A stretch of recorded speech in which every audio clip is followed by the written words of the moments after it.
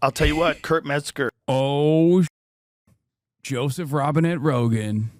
Joseph Robinette Rogan. Is he, among many others, I feel like, is jumping ship here. This video details the political grift is over by American Redact.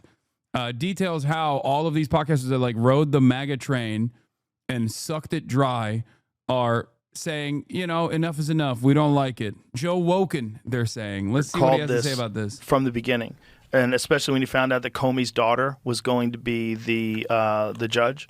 Did you know that? No, I did not. Yeah. Wasn't she the same judge on the Ghislaine Maxwell case?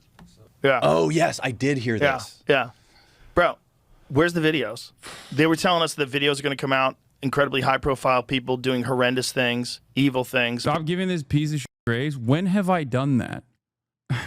Like, maybe in like 2017. Like, what are you talking about?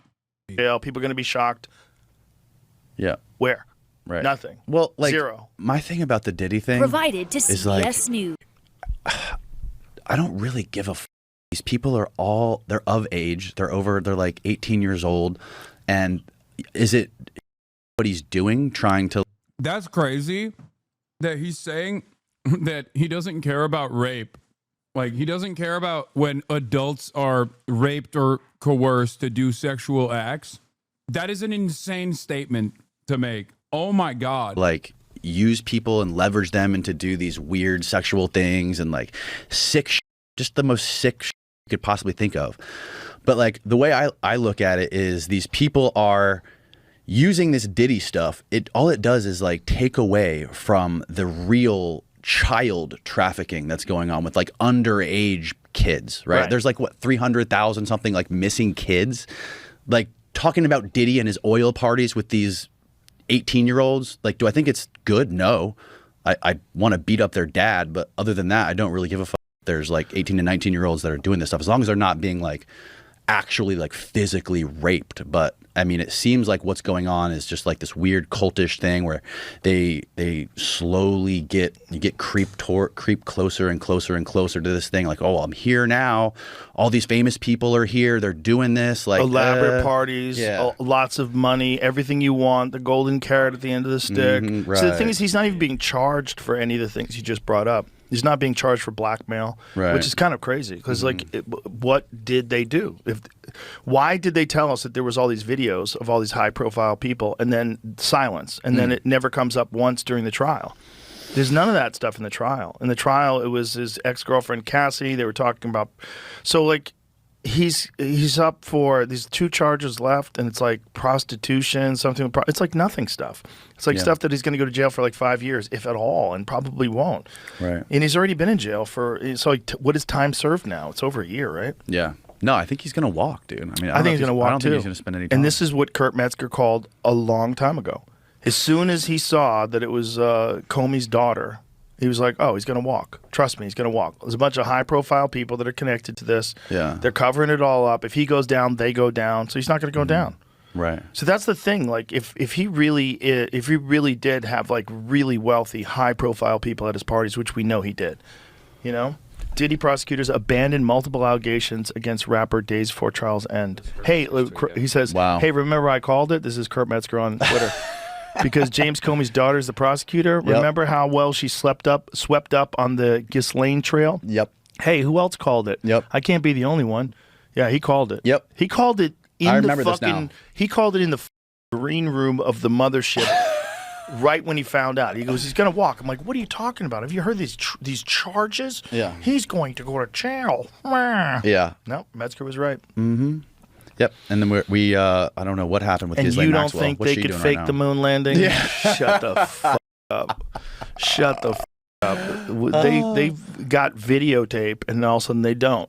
You know, you have the director of the FBI on this show saying there's no if there was, nothing you're looking for is on those tapes. Like, what? Why did they say there was thousands of hours of tapes of people doing horrible shit? Why did they say that? Right. Didn't Pam Bondi say that? What, are you talking about Epstein or Diddy? Yeah, Epstein. Yeah, she said it literally, I think, a week before you had the FBI director sitting here telling you there was nothing, right? She said something about that there was like Joe, thousands of hours. Yeah, Joe, remember when you had the FBI director on here?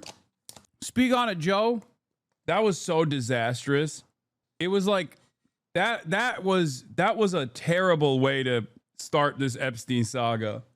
As soon as that started popping off, what is this? And then the Elon tweet dropping in the middle of it. Oh yeah, of tapes of people doing horrible crimes. There is. And didn't the FBI dude say that there was nothing? Cash Patel said there's nothing you're looking for. Oh, okay. Oh, he don't believe it. I mean, what am I going to do? I'm going to push back. Right. No, of course. I obviously, understand. he's saying what he has to say. Right. Mystery surrounds the Jeffrey Epstein files after Bondi claims tens of thousands of videos. Tens of thousands. Jesus Christ. I'll tell you what. Chill. Oh, my God.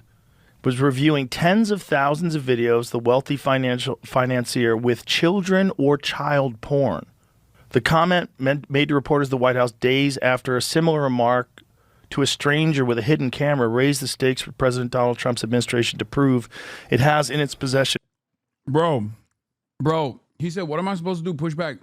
Don't forget that Joe Rogan pushed back on his lifelong friend, Dr. Rhonda Patrick, during COVID because she was literally talking about best practices and also vaccine efficacy. Like, what do you mean? You're not going to push back on the FBI director? He came on your show, big dog. What are you talking about? Chat is delayed, King. Is it? Chat, spam 2. Spam the number 2 if it's delayed. 1, 2, 3. No, it's not delayed. It's like only 1 to 2 seconds delayed. And previously unseen compelling documents, or just bomb Iran, and everybody forgets. Just bomb Iran. Yeah. Everybody forgets about it.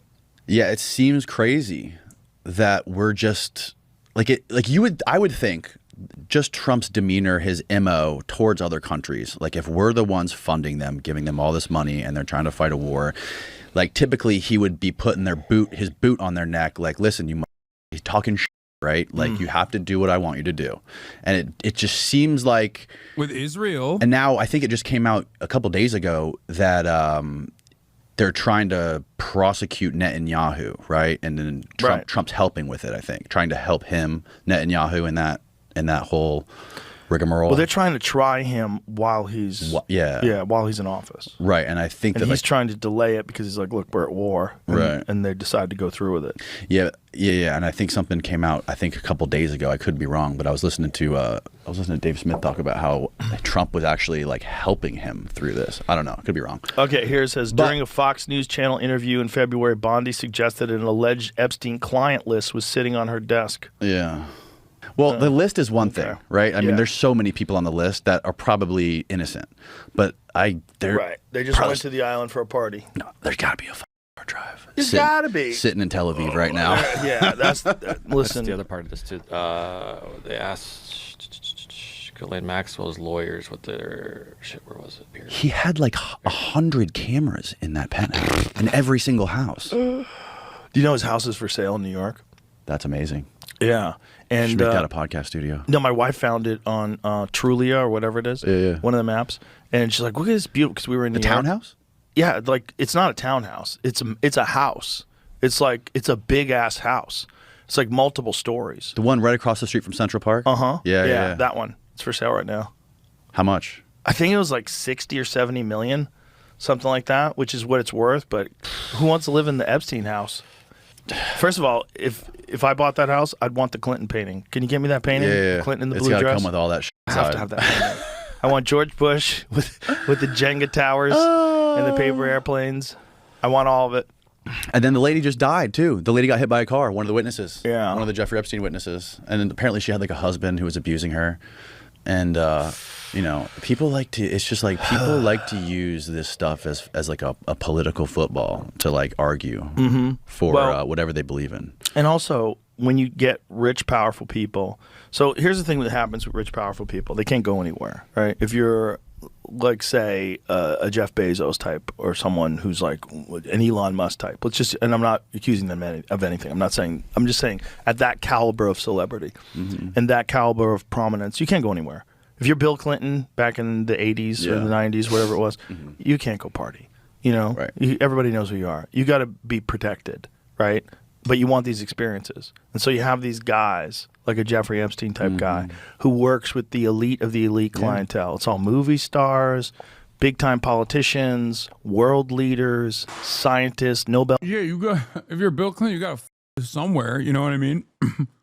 Like, you got to do a little bit of kid. You just got to do it on a private jet. That's what Jeffrey Epstein provides, you know? That's crazy, man. What is Joe saying? Prize winners, and they all meet together and have fascinating conversations and cocktails, and there's beautiful girls everywhere. Of course. What a great idea. Right. And if you're naive and you don't understand honeypots. Here's the quote from Maria Farmer, who was one of the accusers from what was inside the house in New York. Okay, she said, there were monitors inside this cabinet. I looked on the cameras, and I saw toilet, bed, toilet, she said, visibly spooked. Like, I'm never going to use the restroom here, and I'm never going to sleep here. You know what I mean? It was very obvious that they were, like, monitoring private moments. Yeah, of course. Yeah. Maria Farmer was the one who worked at Epstein's office in New York, I think. And this was the house, Jamie? Yeah, I was looking up stuff on the house. That was like what they I found. wonder if the in house still too. has cameras in it somewhere that they haven't found yet. They definitely, don't know. Yeah, you'd have to scan the shit out of that house. You'd have to take the walls apart. There's probably listening devices inside the walls. Like, who knows? If this was like really an intelligence operation, yeah, they probably had that house fully wired. Maria Farmer, I think she was the chick who was working the front desk at his office in Manhattan. And this is like a funny example of like what I like to do. My mom is super left wing. She's has her degree in fine arts. And, oh boy! And she still is like an art professor. And my dad is a ex post office worker. And he's only watches Fox. So my dad only watches Fox. And they're divorced. My mom only watches CNN. Jesus, why didn't they stay together? How weird. Who knows? And I like to like take things that are happening and then controversial things, like for Epstein example, and I like to just like call my mom and argue with her. Like argue the right wing side against my mom's point of view on Epstein, and then I'll call my dad and I'll make the same argument toward the opposite argument towards him. It's like a thought experiment or like a critical thinking exercise. You use your parents and to spar with. My mom, you know, she'll be like, of course, like Trump. There's more footage of Trump with Epstein than anybody. Are you kidding me? He's partying with him here. Like, of course he's compromised. And then my dad's like, it's Clinton, bro. It's like, it's only Bill Clinton. Look, he's the only one on the Epstein files. Of course we know he's a pervert, all this stuff. But like, and then you have, yeah, but the enlightened, like middle of the road approach here is that they both are implicated. Joe Rogan will have anybody on a show, man. I don't know who the Danny Jones is. No disrespect to Danny Jones, but I feel like maybe not the most, doesn't seem like he's the most interesting guy. No, full disrespect. Okay, fair. He literally did say, I don't care about the Diddy stuff. Rape and sexual coercion being done to adults is perfectly fine by him because there's rape against children that's happening as well. The funny thing is, both sides will use their little batch of evidence to support their idea and ignore the opposite, right? So like the girl we were just talking about, Virginia, she was literally on video saying that all this shit about Bill Clinton on the jet, going to the island, hanging out with Trump and all this stuff. And the right-wing people, like people I know, my parents and like older folks I know in Florida, will say, you know, she came out, thank you for exposing Bill Clinton, for being a doing all this stuff. And Virginia Giuffre, after this happened, she's like, you guys didn't listen to the whole tape. She's like, I was telling you that Trump was at the penthouse 3 days a week and visiting him, but you guys don't want to hear that. And it's like, you know, it's just this weird thing. Like if you do the math, there's gotta be so many high level powerful people that are somehow compromised. And do I think like Clinton and these guys are pedos? No, I don't think that at all. But what? If you were Jeffrey Epstein, Dog, are you kidding me? Be for real, dude. Dude, if there's one guy you could absolutely point to, I mean, you could even say that about Trump too, but like, god damn, Bill Clinton, are we serious?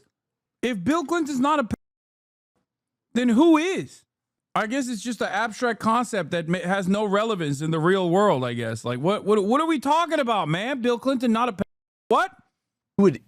I think it's super plausible to assume that he would try to trick them with like a girl who looks old, right? Who is possibly like on the borderline of being 18. and you say, oh yeah, this girl, she's 18, 19, 20, whatever. Meanwhile, she's like 17 and they had no idea and they have video footage. And in like a court of law, if I'm the judge, I'm going to let them, like, of course, they lied to him. And this is not like some young girl, obviously. But they lied. Yeah. But like, bro, what is this argument, bro? Hey, yo, this crazy. What a bizarre way to. Dude, did conspiracy theorists lose their minds completely where they just like don't even do the normal conspiracy theories you would expect? What am I going to do? Push back, Joe? Yes, you push back when a person is lying to you. In like the court of public opinion, you're never going to win in that case, right? Like if that comes out, I mean, if you just go into the island to bang hookers. Like it's like they're of age. It's still like whatever he was doing, you preyed on people's desire for experiences and vice. Yes. And all these powerful people who, again, they can't just go call a hooker and the hooker goes, oh my God, I just blew Bill Gates. This is nuts. You know what I mean? Like you can't trust them.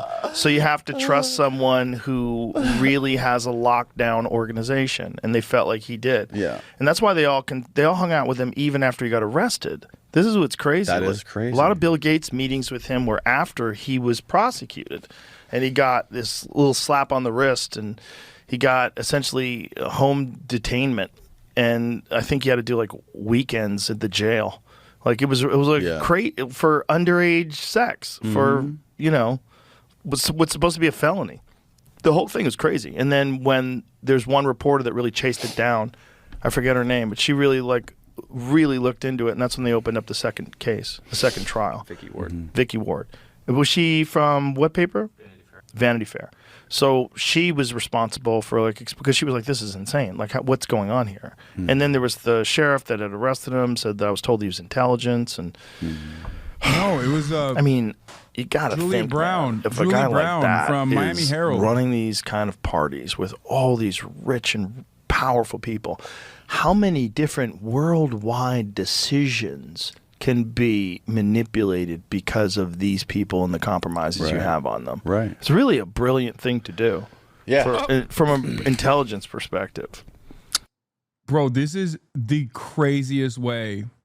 Joining me now. This is the craziest way to cover the Jeffrey Epstein situation. What the are they just like bored and they ran out of takes? That was wild, man. I don't know. It's as close to an open and shut situation as you're going to get with like a lot of understandable curiosity surrounding the parts that we do not have verifiable evidence for. And they still found a way to talk about it in the weirdest way possible, where he's like, well, you know, you got to get into the mind of a right? He doesn't think Bill Clinton is a